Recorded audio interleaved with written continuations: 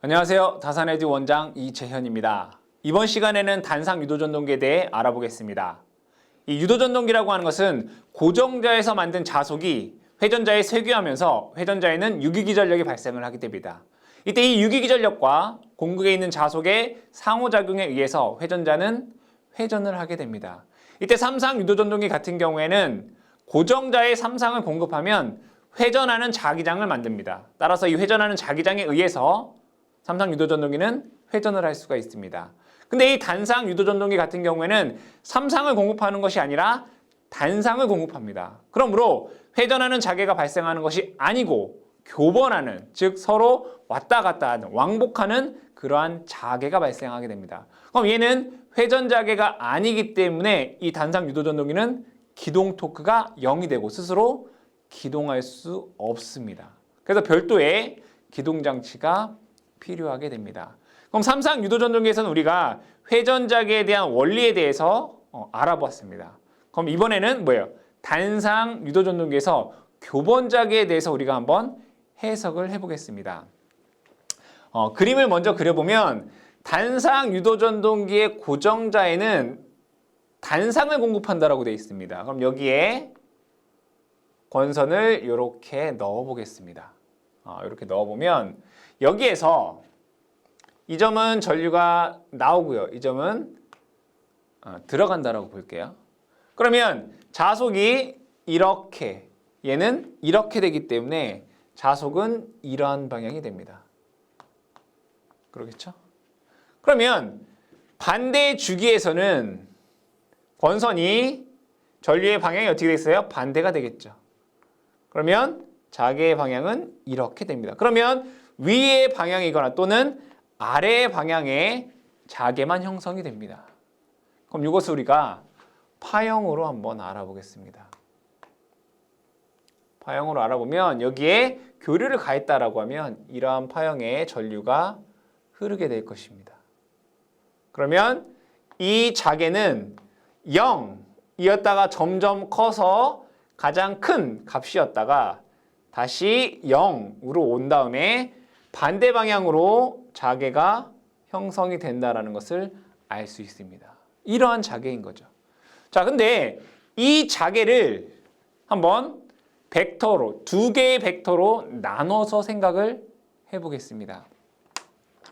먼저 위쪽 방향에 대해서 보게 되면 자, 요 지점에서는 자개가 얘는 이러한 벡터, 파란색 벡터와 빨간색 벡터 요 두 개의 합이다라고 볼게요. 그러면 두 개의 크기는 같고 서로 방향이 반대가 되기 때문에 0이라는 것을 알 수 있습니다. 그럼 조금 더 나아가서 한 요 정도 크기의 얘기를 해보면 파란색 벡터는 한 요 정도 이동을 하고요. 빨간색 벡터는 마찬가지로 한 요 정도 크기는 같고 이만큼 이동한 벡터라고 보겠습니다. 그러면 합성 벡터는 뭐 대략 한 이 정도가 되겠죠. 그러니까 얘가 얘다라고 보겠습니다.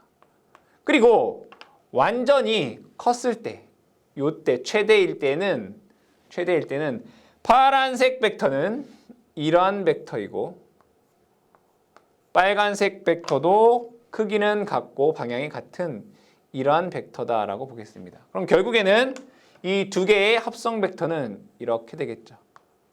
이 순간을 의미합니다. 자, 그 다음에 요 벡터일 때를 볼게요. 요 순간일 때. 자, 요 순간일 때는 파란색 벡터는 이러한 벡터이고요. 빨간색 벡터는 이러한 벡터다라고 보겠습니다. 그럼 합성 벡터는 이 정도가 되겠네요. 그렇겠죠? 자, 마지막에 요 때를 한번 보겠습니다. 빨간색 벡터는 이러한 크기이고요. 파란색은 이러한 크기다라고 볼게요. 그럼 얘는 합성은 0이 된다는 것을 알 수 있습니다. 당연히 마이너스에 대한 방향도 똑같이 이렇게 나눠서 생각할 수가 있겠죠. 그럼 얘는 0에서 조금 컸다가 최대가 됐다가 낮아졌다가 다시 0으로 돌아오게 됩니다. 그럼 얘의 크기는 보시면 이렇게 된다라는 것을 알 수 있습니다. 네, 이렇게. 그렇죠. 자, 여기에서 파란색만을 여러분들이 한번 봐보시기 바랍니다. 파란색을 보게 되면 파란색만 벡터를 보게 되면 얘는 시계 방향으로 회전한다라는 것을 알 수 있고요. 빨간색만 보게 되면 반시계 방향으로 회전하고 있다는 것을 알 수 있습니다. 즉, 이 교번 자개를 합쳐서 생각을 해보면 이 파란색 벡터, 즉 시계 방향으로 회전하는 자개와 빨간색 벡터, 반시계 방향으로 회전하는 벡터의 합으로 볼 수 있다는 얘기죠. 이 두 개를 더해서 이렇게 될 수 있다는 얘기예요. 즉, 교번 자개를 시계 방향으로 회전하는 회전자개 더하기 반시계 방향으로 회전하는 회전자개로 우리가 분리해서 해석할 수 있다 이거예요. 그러면 이 단상 유도전동기를, 즉 교번 자개라고 하는 것은 이 두 개의 전동기, 두 개의 삼상 유도전동기를 축을 이렇게 연결을 하고 얘도 전동기, 얘도 전동기. 하나는 시계 방향으로 회전하는 전동기와 반시계 방향으로 회전하는 전동기를 합쳐놓은 것 같다라고 볼 수 있습니다. 즉, 교번 자개를 두 개의 회전하는 자개, 그래서 뭐라고 해요? 이 회전 자개론, 또는 두 개의 전동기를 합쳐놓고 서로 반대 방향으로 회전하려고 하는 전동기다라고도 볼 수 있다. 이 전동기설 이렇게 얘기할 수 있다. 뭐를? 교번 자개를. 그렇기 때문에 얘는 기동시, 기동 토크가 0이 됩니다. 그런데 어떤 시계 방향으로 외부에서 회전력을 준다면 얘는 계속 시계 방향으로 회전을 할 것이고요. 반시계 방향으로 외부에서 회전력을 준다면 계속 반시계 방향으로 회전을 하게 됩니다. 이게 단상 유도전동기 교번 자개에 대한 기본 이론이 되겠습니다. 그 다음에 더 나아가서 이 단상 유도전동기의 원리를 조금 더 토크와 관련돼서 얘기를 해보겠습니다. 읽어보면 첫 번째, 단상 유도전동기는 스스로 회전하지 못하나 외부에서 회전자개를 회전자를 회전시키면 그 방향으로 토크가 발생하고 전동기는 계속 회전한다라고 되어 있습니다. 그럼 이에 대한 토크에 대한 그래프를 그려보겠습니다. 여기에 아까 얘기했었던 시계 방향으로 회전하는 자개와 시계 방향으로, 그 다음에 반시계 방향으로 회전하는 자개 두 개가 있습니다. 그럼 여기에는 분명히 회전자가 이렇게 있을 것입니다. 회전자가 이렇게 있어요. 그럼 이 회전자를 제가 만약에 시계 방향으로 이렇게 회전을 시켜보겠다 이거. 그럼 시계 방향으로 회전하는 회전자의 속도를 n이라고 하고요. 동기 속도를 ns, 회전자개의 속도를 동기 속도 ns다라고 하겠습니다. 그럼 여기에서 이 시계 방향으로 회전하는 회전자개 ns와 이 회전자 속도 n을 한번 보면 상대 속도를 한번 보죠. 상대 속도라고 하는 것은 두 속도의 차이인 거죠. 그럼 이 파란색일 때는 상대 속도가 ns-n 이렇게 되죠. 우리 상대 속도가 뭐죠? s에 ns 이렇게 쓰잖아요. 그렇죠? 자, 그러면 두 번째 상대 속도를 한번 보겠습니다. 자, 빨간색은 얘와 얘의 속도가 어때요? 반대 방향이잖아요. 그럼 뭐예요? 상대 속도는 ns 플러스 n 이렇게 되잖아요. 맞나요? 그럼 얘는 이렇게 쓸 수 있네요. ns 플러스 n 여기다가 제가 이렇게 써볼게요. ns 빼기 ns. 그러니까 더하고 빼도 되겠죠, 그죠? 더 빼기 ns 플러스 n 이렇게 되나요? 그럼 얘는 2 ns 마이너스 ns 마이너스 n 이렇게 쓸 수 있나요, 이거를? 그럼 얘는 2에 1 얘는 이렇게 쓸 수 있어요. sns. 그럼 얘는 이렇게 쓸 수 있다. 2 마이너스 s에 ns 이렇게 쓸 수 있어요. 상대 속도. 그럼 파란색은 슬립이 s이고 역회전 시 슬립은 2 마이너스 s구나라는 걸 여러분들이 알 수 있죠. 그러니까 정회전 시는 슬립이 s이고요. 역회전 시는 2 마이너스 s의 슬립을 갖는다 이런 얘기예요. 그럼 얘를 가지고 토크를 한번 그려보겠습니다.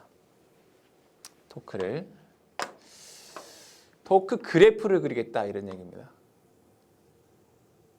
자, 여기는 회전자의 속도가 0일 때, 여기는 회전자의 속도가 동기속도 ns일 때, 여기는 회전자의 속도가 마이너스 ns일 때, 반대 방향일 때란 얘기예요. 그때 토크에 대한 그래프를 그려보겠습니다.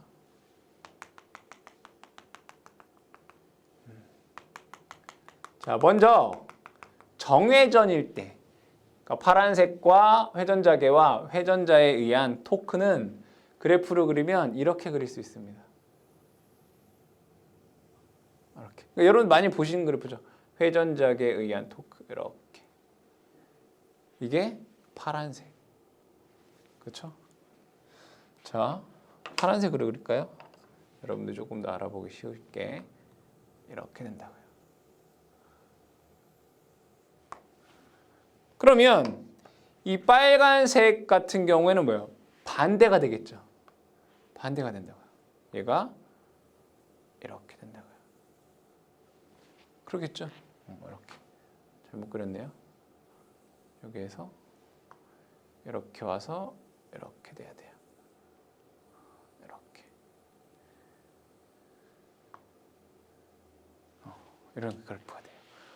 그러면 요거 두 개에 대한 합성이 실제 단상유도전동계의 토크가 된다고요. 합쳐볼까요?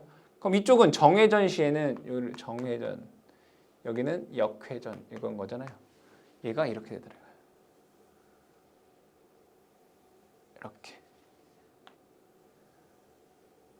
이렇게 된다고요, 그죠? 그럼 여기는 어떻게 되겠어요? 여기 이렇게 됩니다. 여기도 이렇게 된다고요. 그러면 우리가 정역 하나 다 해석할 게 아니라 한쪽만 해석해도 충분히 얘기할 수 있다는 얘기예요. 자, 보면 얘는 n이 0일 때 이 단상 유도전동기 토크가 어떻게 돼요? 0이죠. 그래서 이 그래프를 가지고 우리 이걸 알 수 있다는 얘기예요. 기동시 토크가 어떻다? 0이다. 이게 뭐예요? 스스로 기동이 안 된다 이거죠. 이 그래프만 봐도 우리가 알 수 있다. 기동 토크가 0이다. 그러니까 스스로 기동할 수 없다. 외부 기동 장치가 필요하다라는 것을 알 수 있어요. 그런데 만약에 이 회전자를 외부에서 정회전 방향으로 돌려주면 요만큼의 뭐예요? 토크가 발생하네, 그죠? 그잖아요. 그렇기 때문에 얘는 정회전 방향으로 회전을 할 수가 있는 거예요. 근데 만약에 역회전 방향으로 외부에서 돌려주면 역방향에 대한 토크가 발생하네, 그죠? 그래서 역회전으로 회전을 지속할 수 있더라 이거죠. 이해되시겠죠? 자, 그러면 이 그래프를 가지고 우리가 조금 더 원리를 얘기를 해보면 다섯 번째 이거예요. 어떠한 방향으로 회전을 시작하면 토크가 발생하여 가속하게 된다. 그러니까 정회전하면 정회전, 역회전하면 역회전.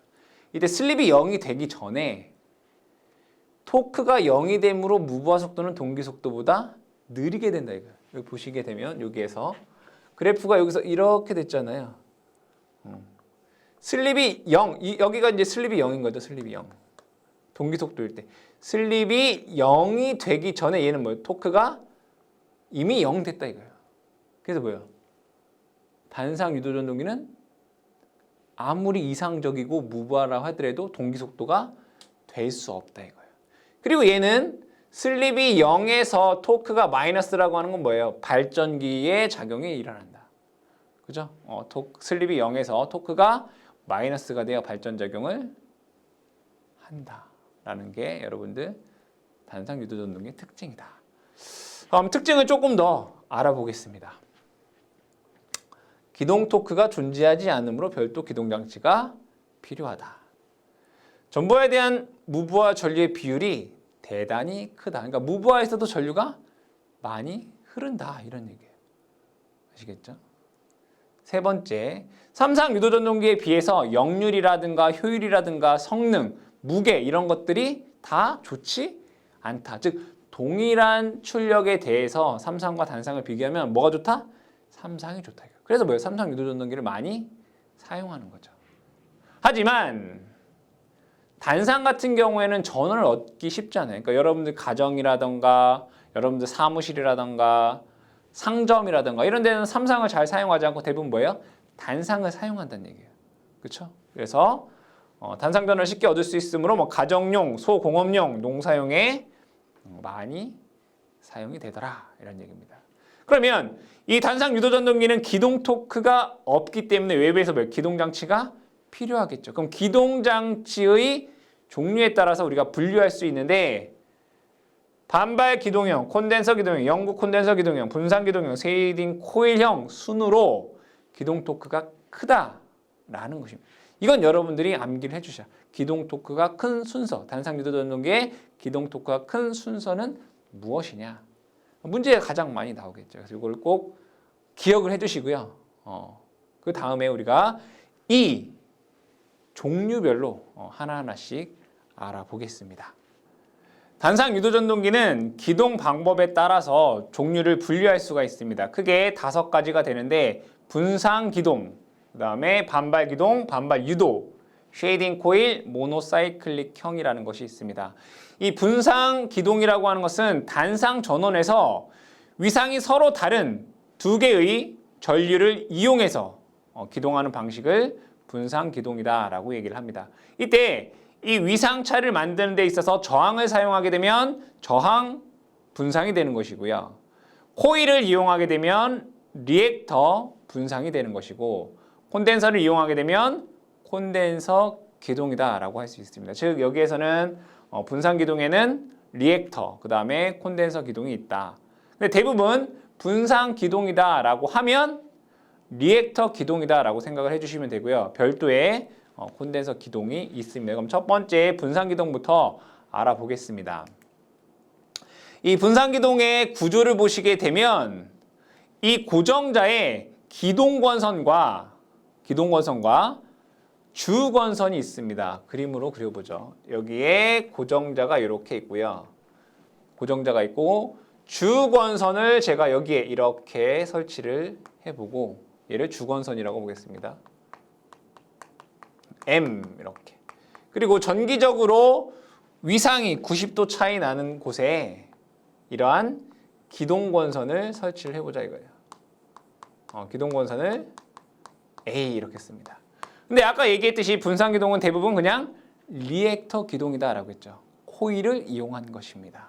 여기에서 구조를 보면 고정자 철심의 감은 주권선과 정기적으로 90도 떨어진 다른 위치의 보조권선으로, 즉 기동권선으로 구성이 되어 있다. 이때 두 권선의 위상이 서로 다른 전류를 흐르게 하여 불평형 이상 전동기로 기동하는 방식이다. 맞죠? 이때 저항을 사용하면 저항 분산인 거고, 리액터를 이용하면 리액터 분산인 거고, 콘덴서를 사용하면 콘덴서 기동이다. 그러니까 구조를 그리게 되면 이렇게 그릴 수 있다는 얘기예요. 그리고 나서 기동을 하고 나서 이 원심력 스위치에 의해서 이 기동권선을 분리합니다. 대부분 한 75%, 즉 70에서 80%의 동기 속도의 70에서 80%에서 이 기동권선을 제거를 합니다. 아시겠죠? 자, 그럼 여기에서 기동 토크의 발생 원리를 알아보겠습니다. 여기에 기동권선이 있고요. 그 다음에 여기 주권선인데 벡터가 이렇게 나와 있습니다.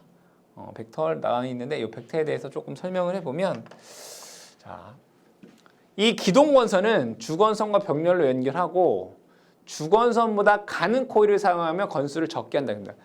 이 기동권선을 가늘고 코일 건수를 작게 한다는 얘기는, 가늘다는 얘기는 저항이 크다는 얘기죠. 여기 저항이 크다 이거예요. 저항. 그리고 L이 작다는 얘기예요. 건수를 적게 감았으니까 L은 코일의 건수의 제곱에 비례하지 않습니까? 그죠? 자, 그래서 주권선보다 리액턴스는 작고 저항이 커 전압과 전류 이상이 주권선보다 작게 된다. 그러니까 전압에 대한 벡터가 이렇게 됐을 때 이 기동권선은 위상이 이렇게 되고요. 기동권선의 위상은, 그 다음에 주권선의 위상은 뭐 이렇게 되더라 이거죠. 이렇게 되더라 이거. 그럼 얘 두 개 간에 뭐예요? 위상차 알파가 생긴다 이거예요.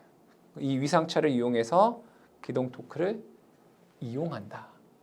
그럼 이 부분에 대해서 어떻게 회전하는 자개가 발생하는지 알아보겠습니다.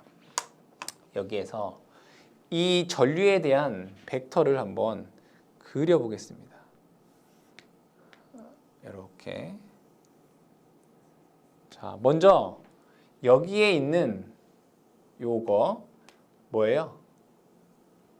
기동권선의 전류에 대한 파형을 이렇게 그려보겠습니다. 이렇게 그릴 수 있을까요? 얘는 기동권선. 기동. 그리고 얘는 주권선이네요. 주권선은 위상이 조금 느리다라고 했어요. 그죠? 느리다. 세타만큼 뭐 느리다. 알파만큼 느리다. 이렇게 그릴 수 있다고요. 얘를 주권선. 이렇게 보겠습니다. 그럼 뭐 색깔을 뭐 같게 하기 위해서 이렇게 볼까요?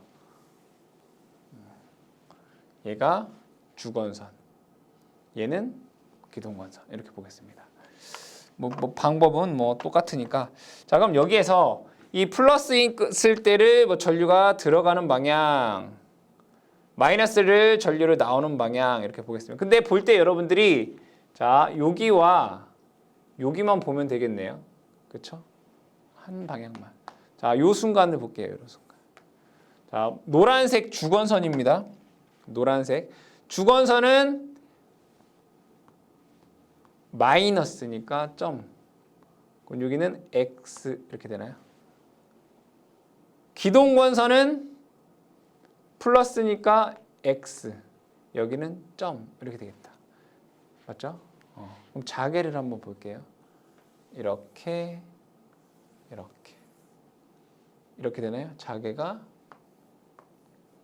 이런 방향이 돼요.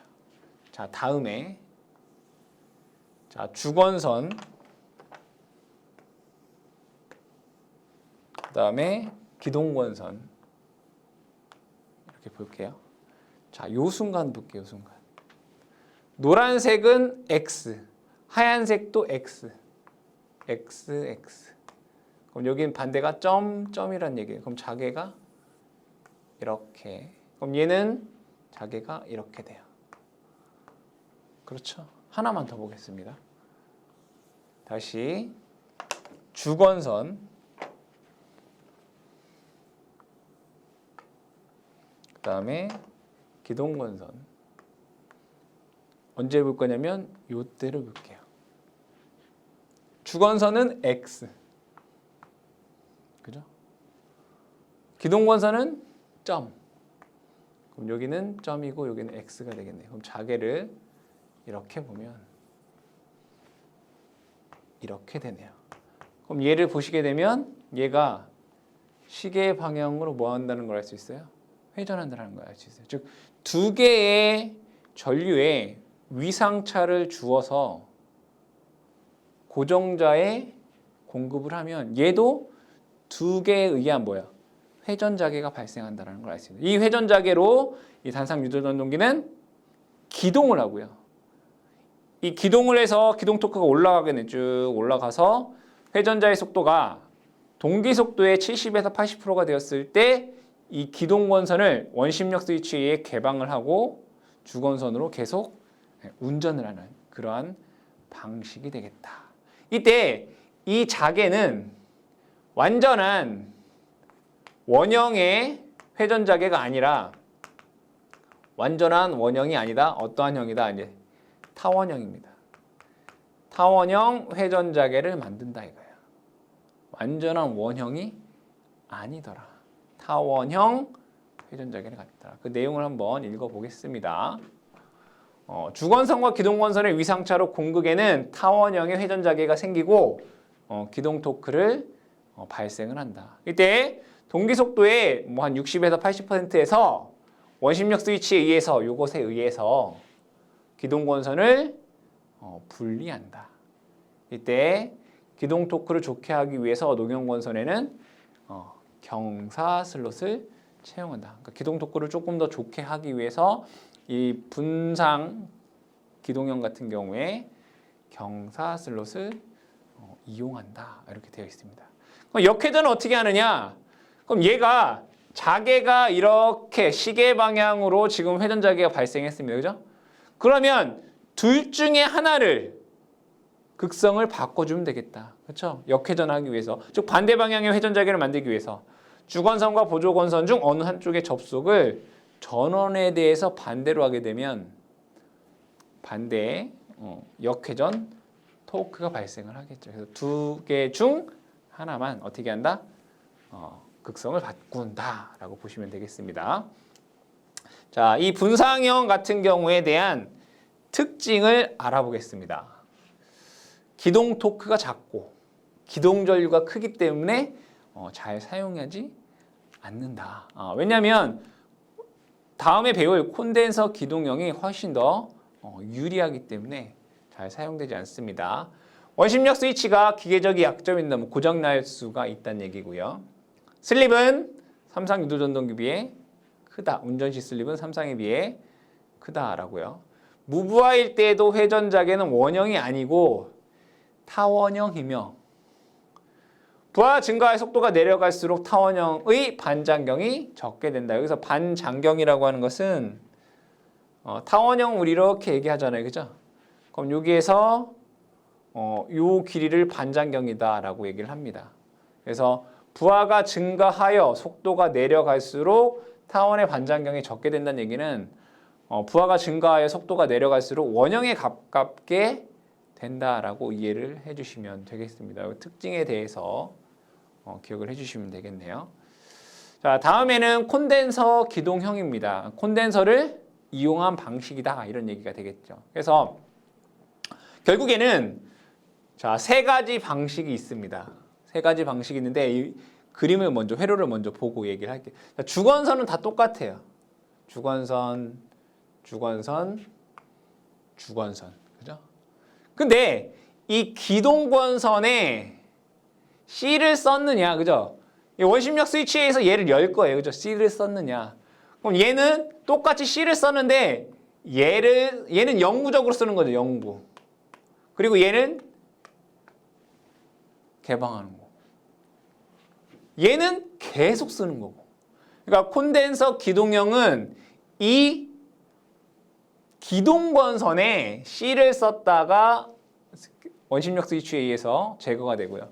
얘도 마찬가지로 원심력 스위치에 의해서 제거가 되는데 영구적으로 쓰는 애가 하나 있는 거고 이 영구 콘덴서 기동형 같은 경우 얘는 기동 스위치 이런 게 없는 거예요. 원래 그냥 쓰는 거다. 그럼 얘를 결국에는 원심력 스위치를 이용해서 쓰는 콘덴서 기동형 그 다음에 콘덴서를 두 개 쓰는 이가 콘덴서 기동형 그리고 영구 콘덴서 기동형 이렇게 세 가지가 있다라고 보겠습니다. 근데 여기에서 이것에 대한 벡터를 한번 그려보겠습니다.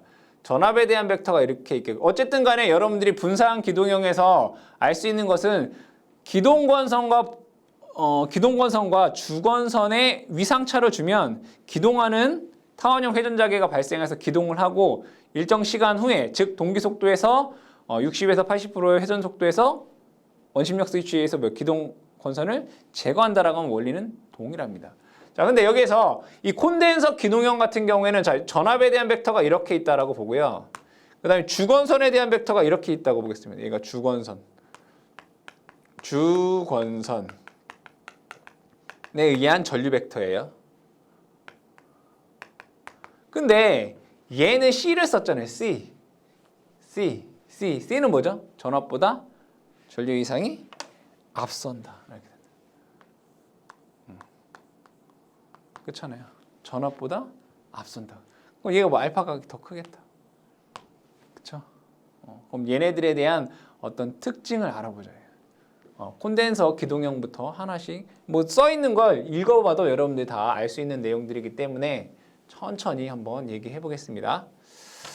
보조건선 A의 직렬로 콘덴서를 접속해서 분상하는 것이다. 여기 C를 넣어서 분상하는 것이다. 기동이 완료되면 원심력 스위치에 의해 보조건선 A가 차단된다. 차단된다 이거예요. 주건선과 보조건선의 위상차는 콘덴서를 선정하는 방법에 따라 분상형, 기동형보다 크고 90도에 가깝게 할 수 있다. 그 얘기는 뭐냐면 우리가 아까 그 리액터를 썼을 때에는 전압에 대한 벡터가 이렇게 되고 이 주건선에 대한 전류 벡터가 이거가 되고 그죠? 기동건선에 대한 전류 벡터가 이거였단 말이에요. 이렇게. 그럼 얘는 알파각이 요거였다고요. 근데 콘덴서를 쓰면 알파각이 이만큼 된다고요. 그러니까 위상차를 더 많이 낼 수 있다고요. 위상차를 더 크게 낼 수 있다고요. 자, 위상차가 더 크게 낼수록 기동 토크는 훨씬 더 크다라는 거 기억을 해주시고 자, 그러니까 뭐예요? 주건선과 보조건선 간의 위상차는 이 콘덴서가 리액터보다 뭐예요? 더 크게 할 수 있다 이거예요. 그래서 회전자계는 리액터 기동형보다 즉 분산 기동형보다 뭐예요? 원형에 가깝게 할 수 있고 기동 특성이 개선돼서 큰 기동 토크를 얻을 수 있다. 그러니까 콘덴서형이 더 큰 기동 토크를 얻을 수 있다. 근데 한 가지 더 어떠한 장점이 있을까요? 당연히 전동기는 L이잖아요. L. 지상 전류가 흐른단 말이에요. 근데 C를 쓰면 앞선 전류가 흐르니까 뭐예요? 역류 개선이 된다 이거예요. 아시겠죠? 자, 그러면 이 이가 콘덴서형은 얘랑 똑같아요. 근데 뭔 차이가 있냐면 얘가 하나 더 달려 있는 거잖아요. 이렇게. 그렇잖아요. 얘하고 차이가 뭐예요? 이거 하나 더 달려 있는 거잖아요. 이해되시죠? 그러니까 얘의 역할이 뭐냐면 얘는 바로 역류 개선이에요. 역류 개선할 수 있다 이거예요. 별 차이 없는 거예요. 얘랑 같은데 뭐 할 수 있다? 역류를 개선할 수 있다. 그러면 이 이가 콘덴서형에 대해서 또 알아보겠습니다. 기동용 콘덴서 외에 운전 중에도 콘덴서를 접속했다 이거예요. 기동이 완료되면 C만 차단되고 CR은 뭐예요? 역류 개선용으로 사용이 된다. 그렇죠? 기동 시 가장 적합한 콘덴서 용량은 운전 용량의 5에서 6배이다. 뭐 이런 얘기네요. 보게 되면 기동 시 그러니까 얘가 만약에 1이면 얘가 용량이 만약에 5라고 하면 여러분들 콘덴서는 뭐예요? 합치면 되잖아요. 기동 시 한 이 정도가 적당하다. 뭐 그런 얘기가 됩니다. 자, 그 다음에 기동 토크가 크고 운전 시 뭐예요? 역률이 좋다. 왜냐면 얘가 뭐예요? 역률을 개선할 수 있으니까. 기동 토크가 크고 운전 시 역률이 좋다. 그 다음에 마지막으로 얘는 뭐 영구히 쓴다는 얘기예요. 그러니까 결국에는 얘하고 얘를 비교해 보면 얘가 없는 거예요. 그럼 얘하고 또 차이점은 뭘까요, 여러분들? 얘는 왜 쓰는 거죠? 기동 시 쓰는 거잖아요. 그럼 뭐 기동 시 얘를 왜 쓰는 거예요, 여러분들? 기동 토크를 크게 하기 위해서 쓰는 거잖아요. 그럼 얘가 없다는 얘기는 얘랑 비교해 보면 얘는 뭐예요? 기동 토크가 작다는 얘기잖아요. 그렇죠? 자, 다시 얘랑 비교해 보면 얘는 요것만 없어요. 그럼 나머지는 다 똑같다는 얘기잖아요. 그죠? 그럼 뭐예요? 얘는 역률이 좋은 거예요. 그죠? 자, 근데 얘랑 얘랑 비교해보면 또 얘는 이게 없어요. 이건 뭐예요? 그러니까 기동 토크가 작다는 거예요. 역률은 좋지만 기동 토크는 작다. 뭐 이런 얘기예요. 그래서 그거에 대한 특징을 또 얘기를 해보면 일정한 값의 콘덴서를 접속해두는 방식이다. 뭐 기동 토크가 작다. 그러니까 기동 건선이 없으니까. 그죠? 그리고 뭐예요? 원심력 스위치가 필요하지 않다. 큰 기동 토크를 요구하지 않는 뭐 선풍기라든가 냉장고라든가 세탁기 등에 많이 사용되는 기동 토크는 뭐예요? 작다 이거죠. 그러니까 여러분들이 이 세 가지에 대해서만 잘 뭐 하면 돼요? 구분할 수 있으면 돼요. 아, 얘랑 보니까 얘가 없네. 그럼 얘랑은 똑같은데 얘가 역률이 조금 더 좋구나. 그럼 얘랑 비교해 보니까 얘는 이게 없네. 기동하는 애가 없네. 아, 기동 토크가 작구나. 그렇게 여러분들이 기억을 해주시면 되겠습니다. 자, 다음에는 반발 기동형입니다. 이 반발 기동형이 조금 어려울 수도 있는데 같이 차근차근 얘기해 보겠습니다. 뭐 여기 이제 구조가 이렇게 나와 있는데 조금 어렵네요. 자, 읽어볼게요. 이 반발 기동형 같은 경우에는 제일 먼저 기억해야 될 거예요, 여러분들. 시험에서 기동 토크가 제일 크다 이거예요. 얘는 그냥 여러분 사실 여기 있는 거 다 몰라도 기동 토크가 가장 크다라는 정도만 아셔도 되는데 여러분 조금 더 공부를 하신다면 얘기를 들어보면 될 것 같습니다. 자, 고정자는 단상 유도전동기와 같아요. 회전자는 얘는 보면 농형이 아니라 직류기와 같으며 정류자에 접속된 브러쉬는 단락이 되어 있으며 브러쉬를 이동할 수 있다. 반발 기동형 같은 경우에는 브러쉬와 관계가 있구나. 그래서 이 반발 기동형에서 여러분들이 기억해요. 첫 번째, 기동 토크가 제일 크다. 두 번째, 브러쉬를 이동하여 기동 토크를 제어할 수 있고요. 속도를 제어할 수 있고요. 그리고 역회전도 할 수 있어요. 다시 기동 반발형에서 제일 중요한 거 첫 번째, 기동 토크가 제일 크다. 두 번째, 브러쉬를 이동해서 기동 토크, 속도, 역회전할 수 있다 이거예요. 아시겠죠? 브러쉬는 이동할 수 있다. 기동 원리에 대해서 한번 제가 설명을 해볼게요. 이게 말이 쭉 나와 있는데 그림도 나와 있고 좀 어려워요. 볼게요. 자, 고정자는 그냥 단상이랑 똑같다라고 돼 있어요. 이렇게 얘를 그려보면 여기에 고정자에 뭐 코일이 이렇게 있겠죠. 이렇게 고정자를 한번 그려보겠습니다. 뭐 그림 여러분 나와 있겠지만 그럼 얘 중성축이 있겠네. 그럼 얘 고정자의 중성축을 제가 편의상 이렇게 볼게요. 얘 고정자의 중성축. 그럼 전류가 여기는 점 여기는 x 이렇게 돼요. 맞나요? 그럼 이 자기가 이렇게 된다. 이렇게. 얘 고정자예요, 고정자. 고정자. 근데 회전자가 뭐 어떻게 돼 있어요? 직류기와 같이 뭐예요? 회전자 권선으로 되어 있다 이거예요. 전기자로 되어 있다는 얘기예요. 그럼 여기에도 권선이 있구나 이렇게 그려볼게요. 이렇게 권선이 있구나. 얘도 이런 식으로 있다라고 보죠.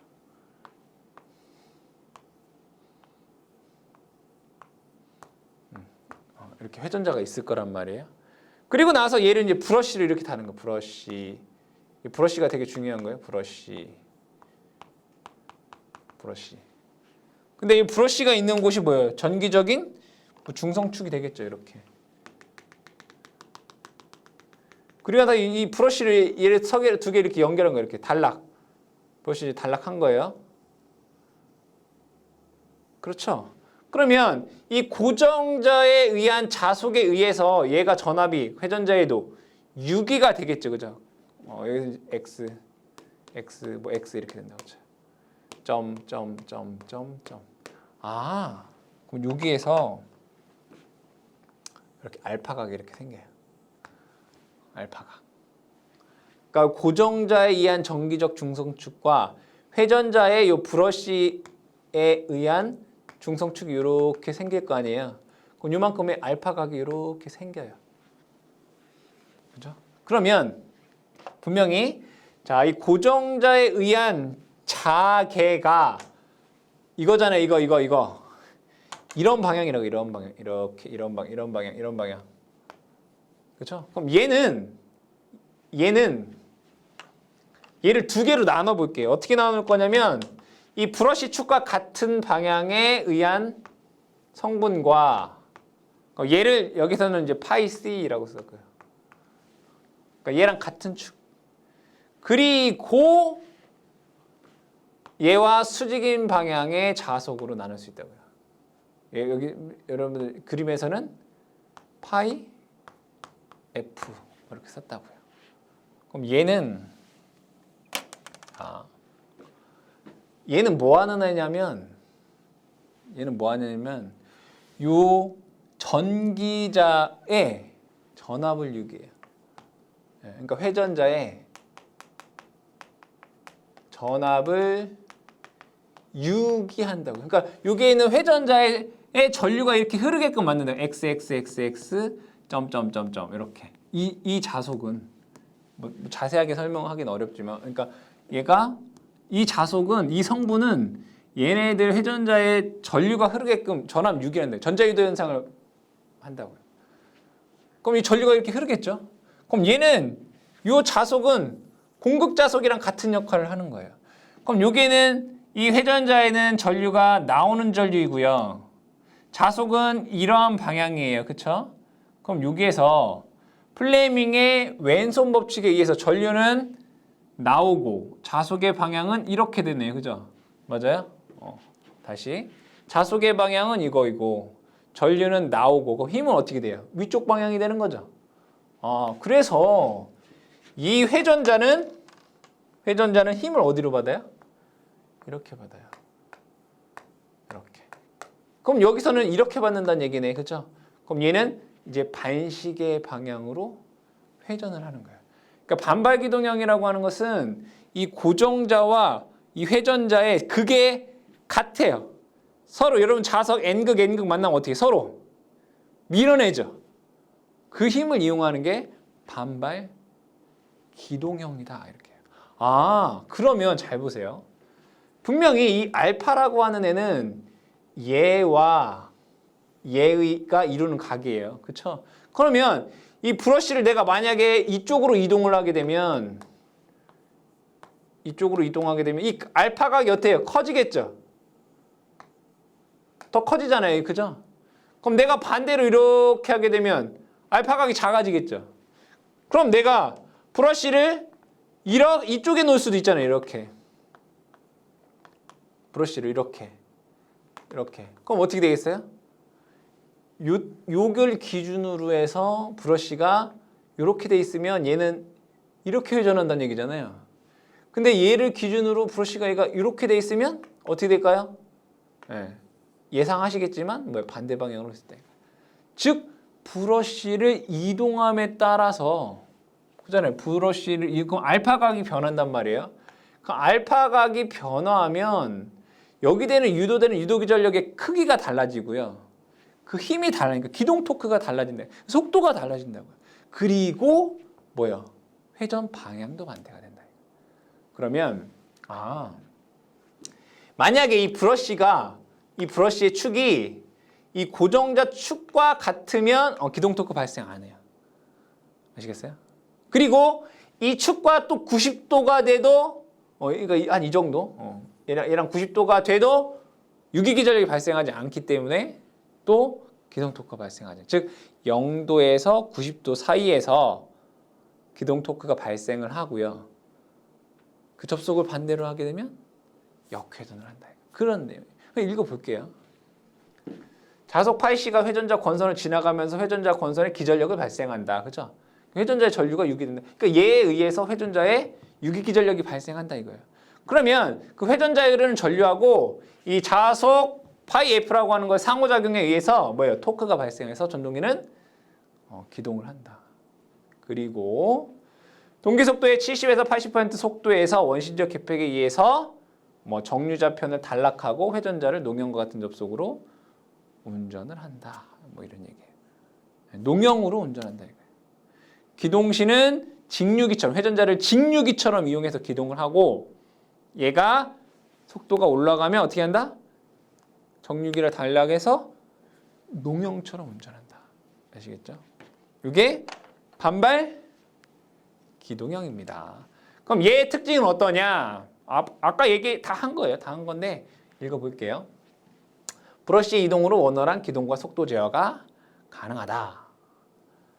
브러쉬의 시계 방향으로 이동한 의해서 전동기는 역방향 회전이 가능하다. 아까 얘기했잖아요. 이 브러쉬를 여기에 있던 거를 여기다 갖다 놓으면 역회전할 수 있다고 했잖아요. 그렇죠? 그 얘기예요. 브러쉬를 시계 방향으로 이동에 의한 전동기 역회전이 가능하다. 알파각이 0도에서 90도에서는 기동 토크를 발생하지 않는다.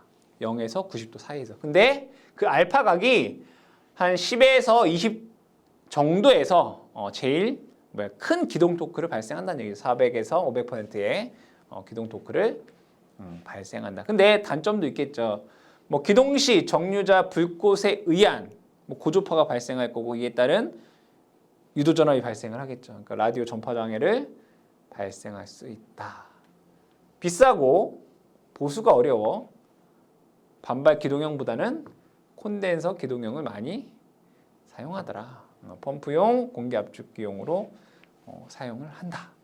이때 반발 기동형에는 종류가 두 가지가 있어요. 톰슨형이라는 게 있고 대리형이다라는 게 있어요. 그러니까 뭐 톰슨형 반발 기동 유도 전동기 또는 뭐 대리형 반발 기동형 유도 전동기 이렇게 되겠죠. 이때 두 개를 비교하면 톰슨형은 이동할 수 있는 한 쌍의 브러쉬가 있는 거고요. 대리형은 고정되어 있는 한 쌍의 브러쉬와 이동할 수 있는 한 쌍의 브러쉬가 있다라고 생각해 주시면 돼요. 톰슨형은 이동할 수 있는 한 쌍의 브러쉬가 있고 대리형은 고정되어 있는 한 쌍 브러쉬와 이동할 수 있는 한 쌍의 브러쉬가 있다라고 두 개를 구분해서 기억을 해주시면 되겠습니다. 다음에 반발 유도형을 보겠습니다. 반발 유도형은 반발 기동형에서 조금 더 업그레이드 된 거예요. 보시면 이 회전자를 어떻게 한 거냐면 슬롯에 이렇게 돼 있는 거예요. 슬롯이 이렇게 돼 있어요. 회전자예요, 회전자. 회전자. 자, 이때 여기에 권선이 있고요. 또 여기에도 권선이 있어요. 슬롯에. 회전자 슬롯에 권선이 이렇게 두 개가 있는 거예요. 그러면 얘는 얘랑 똑같아요. 반발 기동형. 그리고 그 밑에 농형권선이 있는 거예요. 농형권선.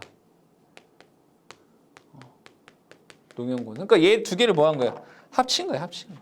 그러니까 이 반발 기동형에서 조금 더 개선해서 농형권선을 하나 더 썼다라고 생각을 해주시면 된다. 그럼 기동할 때 얘는 반발 유도형 같은 경우에는 반발 기동형이랑 똑같구나. 그죠? 그죠? 거기다가 농형권선 하나 더 추가했구나. 이렇게 생각하시면 돼요. 그럼 기동 원리는 동일하겠죠. 그렇죠? 읽어보겠습니다. 회전자 상하에 2층에 권선을 설치하고 위아래다가 상부는 정류자에 접속된 반발 전동기 회전자 권선으로 두 개의 브러쉬는 외부에서 단락한다. 이게 뭐예요? 이게 반발 기동형으로 기동하기 위한 거다 이거죠. 상부에는 반발 전동기로 회전자 권선으로 두 개의 브러쉬를 외부에 단락한 것이다.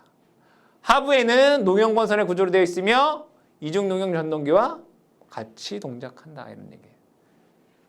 기동 시에는 상부 권선은 주로 전류가 흐르고 뭐하게 반발 기동형으로 기동하기 위해서 운전 시는 하부 농형 권선이 주로 작용하므로 반발 전동기로 큰 기동 토크를 발생할 수 있다 이런 얘기예요. 좀 개선한 거구나. 그렇죠? 이때 반발 기동형과 반발 유도형을 비교해 볼게요. 기동 토크는 작고, 그러니까 기동 토크가 작다는 얘기는 반발 기동형이 기동 토크가 더 크다는 얘기예요. 반발 기동형이. 그러니까 여러분 반발 기동, 반발 유도 잘 구분하셔야 됩니다. 기동형이 토크가 더 크다는 얘기예요. 정동 토크는 크다. 이거 뭐냐? 반발 유도형이 최대 토크는 더 크다는 얘기예요. 기동 토크는 반발 기동형이 크고 최대 토크는 반발 유도형이 더 크다는 얘기입니다. 부하 변화에 의한 속도 변화가 크고 효율은 좀 나쁜데 역률이 좋다라고 되어 있습니다. 농형 권선이 즉 하부에 있는 권선이 제동작용을 함으로 전류가 크고 슬립이 작은 무부하에서도 전부하에 가까운 전류가 흐르더라라고 하는 특징을 갖고 있습니다. 그래서 요 비교에서는 반발 기동형이 토크는 크고 반발 유도형은 최대 토크가 크다라는 정도 기억해 주시면 되겠습니다. 자, 다음에 쉐이딩 코일형.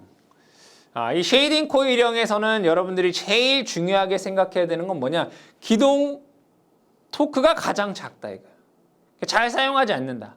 기동 토크가 가장 작다. 그게 제일 중요한 것입니다. 읽어볼게요. 자, 구조는 고정자 철심 자극에 1차 권선이 감겨져 있고 자극 일부에 쉐이딩 코일을 감고 회전자는 농형이다. 이거는 뭐 그림이 이렇게 되어 있는데 이거를 조금 더 크게 한번 그려보겠습니다. 여기에 고정자가 이렇게 있다라고 보고요. 이렇게 고정자가. 그럼 얘를 N극, 여기 S극. 그럼 여기 회전자가 이렇게 있을 거 아니에요. 그럼 일반적인 자속은 어떻게 될까요? 얘가 이렇게 흐르겠죠. 이렇게 흐르나요? 근데 쉐이딩 코일형은 뭐냐면 똑같이 그려보겠습니다. 이렇게, 그 다음에 이렇게. 그리고 회전자가 이렇게 있습니다. 그리고 나서 여기를 이렇게 자른 거예요. 이렇게. 마찬가지로 여기도 이렇게 자르겠죠. 이렇게. 이렇게. 그리고 나서 여기에다가 이제 코일을 이렇게 감은 거예요. 이렇게. 여기도 코일을 이렇게 감아요. 얘를 뭐라고 하냐면 쉐이딩 코일 이렇게 얘기해요. 그때 자속이 여기서 이렇게 나오겠죠. 이렇게. 그리고 여기도 자속이 이렇게 나올 거란 말이에요. 맞나요? 근데 이 코일에 보시면 자속이 얘가 이렇게 지나가면서 이 쉐이딩 코일에 뭐예요? 유도기전력이 발생하겠죠. 그러면 이 쉐이딩 코일에는 전류가 흐를 거란 말이에요. 그럼 이 쉐이딩 코일에 흐르는 전류에 의해서 반대 방향의 자속이 이렇게 흐를 거란 말이에요. 이렇게. 상쇄된다고요. 그럼 마찬가지로 여기에도 자속이 이렇게 들어가는 게 있을 거고 요거의 반대 방향으로 이렇게 자속이 발생할 거예요. 그럼 전체 자속은 어떻게 흐를까요? 여기는 많고 이렇게. 그럼 자속이 어떻게 흘러요? 얘가? 여기는 거의 안 흐르고 여기도 거의 안 흘러서 자속이 이렇게 된다고. 이렇게. 그렇게 되겠죠. 이렇게. 그럼 얘가 회전을 이렇게 하게 돼요. 회전자가. 이러한 방향으로 뭐예요? 기동 토크가 발생하는 거예요. 자속이 이렇게 왜곡이 생기면서. 그걸 설명을 하고 있는 거예요. 읽어볼게요. 고정자 자극 철심에 1차 권선이 감겨져 있고 자극의 일부 B에는 여기에는 쉐이딩 코일이 감겨져 있다. 회전자는 농형이다. 1차 전압을 가하면 교번자기의 쉐이딩 코일에 전류가 흐른다. 그러니까 유기기전력이 발생해서 전류가 흐르게 된다. 이거예요. 그 단락 전류에 의해서 방해하는 작용을 한다. 그러므로 인해서 이쪽으로 이렇게 되는 뭐가 발생해? 이동자계가 발생한다는 얘기예요. 이동자계. 그렇게 돼 있어요. 이동자계가 발생한다. 그 이동자계 방향으로 기동 토크가 발생한다. 이게 쉐이딩 전동기의 원리다 이거예요. 그럼 여기에서 이 특징을 한번 보자 이거죠. 이게 제일 중요하겠다. 쉐이딩 코일은 구조상 회전 방향을 바꿀 수 없다. 아, 그럼 쉐이딩 코일형 같은 경우에는 뭐란 얘기예요? 기동 토크가 작고 역회전이 불가능하다. 그죠? 1번, 2번이 제일 중요해요. 문제에서 여러분들이 원리를 설명하라 이런 거 없다고요. 그죠? 아, 기동 토크가 작고 역회전이 불가능하다. 운전 중에 쉐이딩 코일의 전류가 흐름으로 역률과 효율이 낮고 속도 변동률이 크다라고 되어 있습니다. 구조가 간단하고 견고하기 때문에 수십 와트 이하의 뭐 소형 전동기에 사용이 된다. 그럼 쉐이딩 코일하면 그러한 원리에 의해서 기동이 되는구나. 기동 토크가 발생하는구나. 기동 토크가 작고 역회전이 할 수 없구나라는 것을 기억을 하시면 되겠습니다. 마지막으로 모노사이클릭형 전동기입니다. 모노사이클릭형 전동기. 이거는 아주 간단합니다, 여러분들. 자, 이 구조만 잘 보시면 돼요. 여기 보시면 얘를 이렇게 보니까 얘가 무슨 결선이죠? Y 결선이네요. 근데 단상에서는 여러분들이 삼상에서는 얘들의 흐르는 전류가 120도, 120도, 120도의 위상차가 발생해서 결국에는 얘가 뭐예요? 회전 자개가 발생을 하는 거죠. 그렇죠? 근데 얘는 여기에 얘를 Y 결선을 해놓고요. 여기에 R과 X를 넣어서 단상에 연결하면 여기에도 서로 다른 불평형 전류가 흐른단 말이에요. 그러니까 얘는 단상을 마치 삼상인 것처럼, 그러니까 여기에 흐르는 전류의 크기 위상이 다 다르다니까. 결국엔 뭐예요? 불평형. 네, 삼상 전류가 흐른다고요. 코일에. 그럼 얘가 삼상 전류가 흐르면 뭐가 된다고요? 회전 자개가 만들어지겠죠. 그렇잖아요. 즉 단상을 마치 삼상인 것처럼 만든 방식이 모노사이클릭형 전동기인 거예요. 읽어보면 삼상 농형 전동기의 삼상권선에 저항과 리액턴스를 넣고 단상에 접속하여 적당하게 불평형 삼상교류를 각 권선에 흐르게끔 만든 거예요. 그렇죠? 회전자 농형. 그럼 당연히 회전자개가 불평형이지만 회전자개가 만들어지니까 얘는 마치 삼상 농형 전동기인 것처럼 회전할 수가 있겠다. 그 특징은 뭐냐면 토크가 적고 손실이 크고 효율이 나쁘다. 그래서 50W 이하의 선풍기 위에는 뭐 별로 사용하지 않는다. 그러니까 모노사이클릭형이라고 하는 건 여러분들이 기억을 하실 때 얘가 단상인데 마치 삼상인 것처럼 회로를 꾸며놓은 거구나라고 생각을 해주시면 되겠습니다. 그래서 지금 우리가 단상 유도전동기에 대해서 배웠는데 총 5가지의 종류에 대해서 배웠죠. 그래서 여러분들이 원리를 아는 것도 중요하지만 대부분 맞냐 틀리느냐 이러한 대한 문제가 출제가 되기 때문에 여러분들이 원리는 원리대로 이러한 원리에 의한 거구나라고 여러분 이해를 해주시고 결과적으로는 각각 전동기의 종류별 특징을 잘 기억해 주시기 바랍니다.